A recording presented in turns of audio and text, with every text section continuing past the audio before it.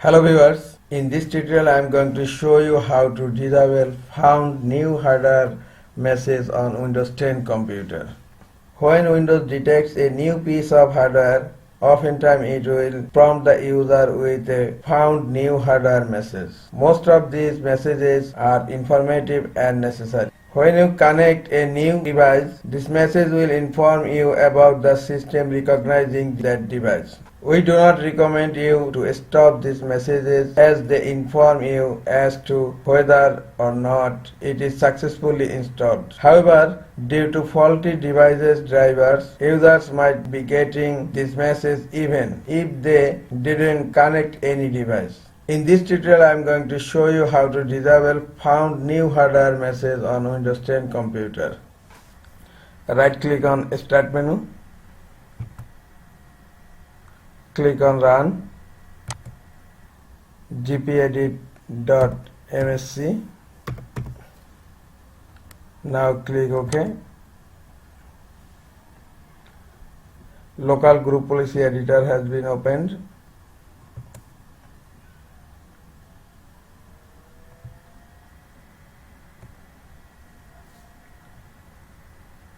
Expand computer configuration, then expand administrative template. Now expand system. Now click on device installation.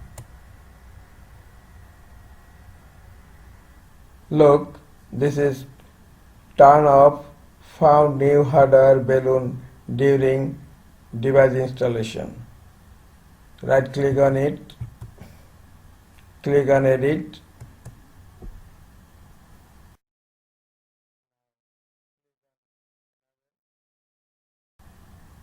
Now click on enabled,